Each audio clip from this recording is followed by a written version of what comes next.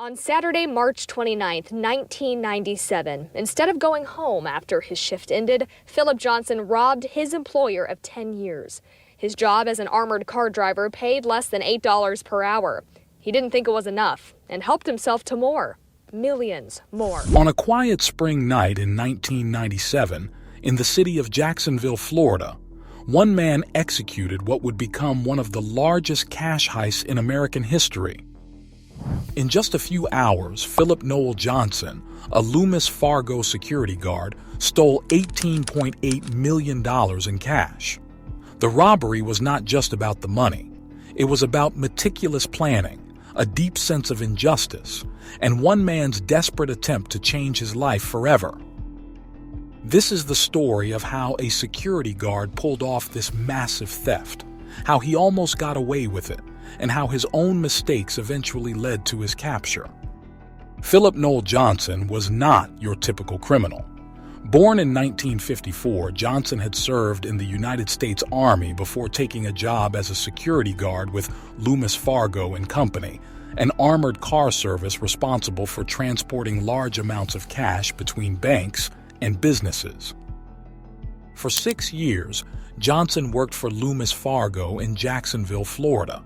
He was considered a reliable employee. His supervisors trusted him. His co-workers respected him. But behind his image as a dependable security guard, Johnson was growing increasingly unhappy with his life and his employer. Johnson later claimed that he was frustrated with his low wages and what he saw as poor treatment of employees by the company. He earned around $8 per hour, which he felt was inadequate considering the valuable cargo he protected every day. But Johnson's frustration went beyond just his salary. He had begun to develop a plan that would take months to prepare and would require detailed knowledge of Loomis Fargo's security procedures. For nearly 7 months, Philip Johnson carefully observed and noted every detail of Loomis Fargo's operations. He learned the schedules, the protocols, and most importantly, the weaknesses in the company's security system. Johnson knew the layout of the facility perfectly. He knew when cash shipments arrived and departed. He knew which supervisors were on duty at which times. And crucially, he knew when the vault would contain the maximum amount of money. As a trusted employee, Johnson had access to keys, alarm codes, and knowledge of when certain security measures were active or inactive. This insider knowledge would prove essential to his plan. But Johnson knew that stealing the money would be only the first step.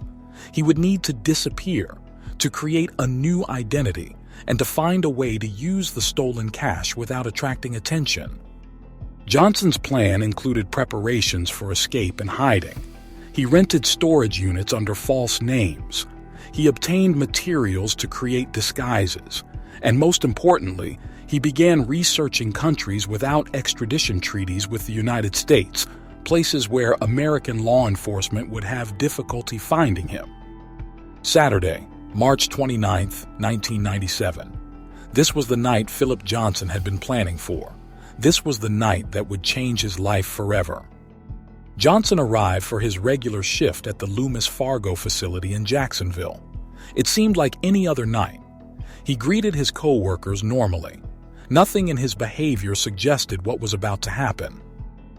Around 10:30 p.m., Johnson and 2 other guards were assigned to move money from the company vault to an armored truck for an upcoming delivery. This was standard procedure, and Johnson had performed this task many times before. But this time was different. Once they reached the vault, Johnson suddenly turned on his co-workers. Using his company-issued firearm, he forced the other 2 guards into a bathroom. Johnson handcuffed the guards to the bathroom plumbing. He used duct tape to secure them further and took their weapons. He told them not to try to escape or call for help, warning that he had planted a bomb in the building. With his co-workers secured, Johnson began loading money into the armored truck. Working alone, he moved bag after bag of cash from the vault. Because it was the end of the month, the vault contained an unusually large amount of money, approximately $18.8 million. The cash was mostly in used bills of various denominations, making it difficult to trace. Johnson worked methodically, knowing exactly which bags to take and how to load them efficiently into the truck. Around midnight, with the truck fully loaded, Johnson was ready to make his escape. He had disabled the truck's tracking system and had removed a section of the perimeter fence earlier in the week to create an exit route that would avoid the main gate and its security cameras. Johnson drove the armored truck out through the cut section of fence and disappeared into the night. The largest armored car robbery in American history had been completed, and for the moment, no one outside the facility even knew it had happened. It wasn't until 7 a.m. the next morning, Sunday, March 30th, that the restrained guards were discovered by employees arriving for the morning shift. The guards had been trapped in the bathroom for over 8 hours. The Jacksonville Sheriff's Office was immediately notified. Within hours, the FBI joined the investigation, as robberies of federally insured money are federal crimes. The scale of the theft quickly became apparent. News of the robbery spread rapidly. Headlines announced the theft of nearly $19 million. The missing armored truck became the focus of a nationwide alert. Law enforcement agencies began an extensive search for the armored truck, while investigators interviewed Loomis Fargo employees, including Johnson's friends and co-workers. They quickly identified Johnson as the primary suspect. The armored truck was found abandoned in a warehouse district just a few miles from the Loomis facility. The truck was empty. The money was gone, and so was Philip Johnson. With Johnson identified as the robber, a massive manhunt began. His photo was distributed to law enforcement agencies across the country. His name and description were released to the media. Philip Johnson had become one of America's most wanted fugitives. Investigators searched Johnson's apartment but found few clues. Johnson had lived modestly, giving no indication of his plans. However, they did discover that he had recently sold his car and terminated the lease on his apartment, suggesting that his plan to disappear had been in motion before the robbery. The critical question was, where had Johnson gone? And even more importantly, how had he transported almost $19 million in cash? The weight alone would have been challenging to move without assistance. Investigators began checking storage facilities in the Jacksonville area. They discovered that Johnson had rented several units under false names in the months leading up to the robbery. Some contained supplies that could be used for disguises and living off the grid, but most of the money remained missing. As days turned into weeks, the investigation expanded internationally. Johnson had previously mentioned to co-workers his interest in countries without extradition treaties with the United States. Investigators began to consider the possibility that he had already fled the country. For almost 7 months, Philip Johnson managed to evade capture, but during this time, he made several critical mistakes that would eventually lead to his downfall. Johnson's first mistake was his border crossing. Investigators later determined that he had driven to the Mexican border at Brownsville, Texas, crossing with a portion of the stolen money. While in Mexico, Johnson purchased a vehicle and began making preparations to travel to South America.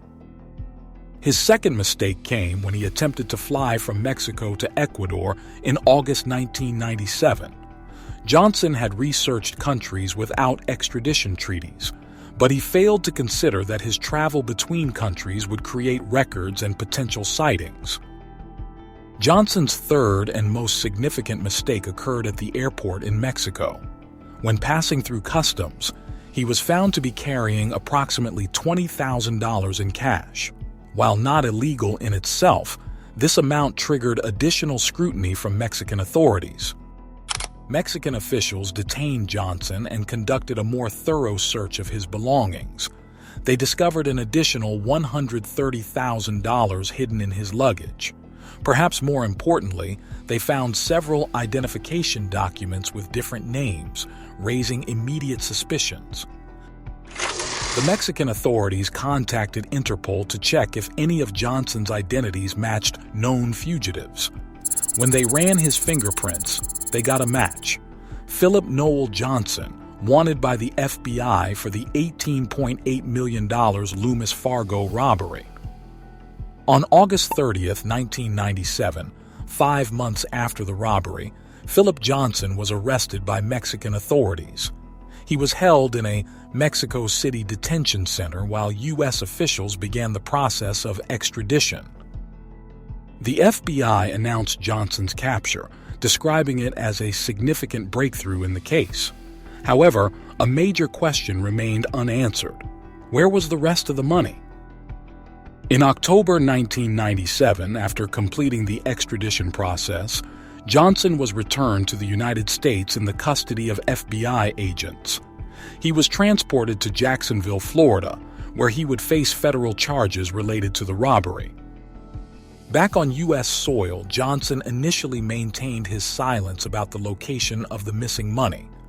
Of the $18.8 million stolen, authorities had only recovered about $150,000 found in Johnson's possession at the time of his arrest in Mexico. FBI agents continued to search for the missing millions. They revisited storage units, interviewed associates, and investigated properties connected to Johnson. The hunt for the money became almost as intensive as the hunt for Johnson himself had been. Facing multiple federal charges that could result in decades of imprisonment, Johnson and his attorneys began negotiations with federal prosecutors. The government had a strong case against him for the robbery, but they still wanted to recover the stolen money.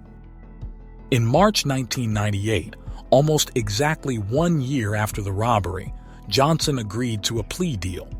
He would plead guilty to robbery, kidnapping, and money laundering charges. In exchange for a potentially reduced sentence, he agreed to cooperate in the recovery of the missing money. Johnson finally revealed what he had done with the bulk of the stolen cash.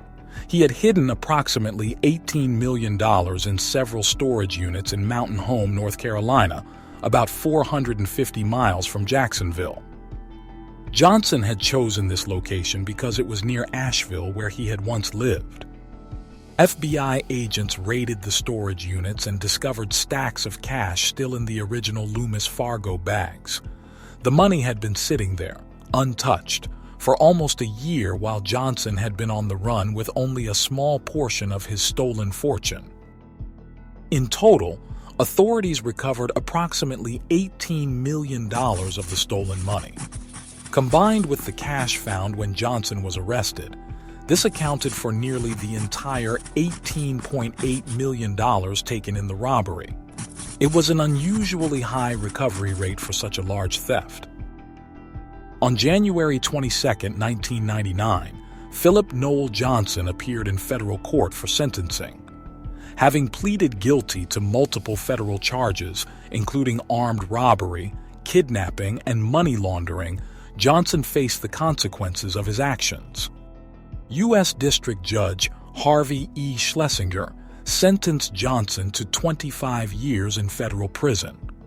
Despite Johnson's cooperation in recovering the stolen money, the judge imposed a harsh sentence, citing the serious nature of the crimes. In addressing the court before his sentencing, Johnson expressed remorse for traumatizing the guards he had restrained during the robbery. He claimed that his actions were motivated by what he perceived as unfair treatment by his employer and the wider economic system. Following his sentencing, Johnson was transferred to the federal prison system to begin serving his 25-year sentence. He would spend the next 2 decades of his life behind bars, contemplating the one night that changed everything. Philip Johnson served his time primarily at the Federal Correctional Institution in Terre Haute, Indiana. Like most federal inmates, he worked prison jobs and had the opportunity to participate in educational programs. After serving over 22 years of his 25-year sentence, Philip Noel Johnson was released from federal custody in January 2020. At age 66, Johnson returned to a world very different from the one he had left in 1997. Johnson's release received little media attention. Unlike his capture 2 decades earlier, which had made national headlines, his return to society happened quietly. The man who had once been at the center of one of America's largest cash heists simply walked out of prison and into obscurity. Like many former inmates, Johnson faced the challenges of reintegration into society. Finding employment, securing housing, and rebuilding a life after more than 2 decades in prison would present significant obstacles. Now, Cushman doesn't know where he is. No one we've talked with does. If you had to guess based off the person that you know, how do you think that he would spend his life now out of prison? I would think that he would be doing something very low-key, avoiding publicity. Although, it seems to me that he had a good story to tell. Today, Philip Johnson maintains a low profile. He has not given interviews about the robbery or his time in prison. The man who once dominated headlines has chosen to retreat from public view, perhaps hoping to finally put his notorious past behind him.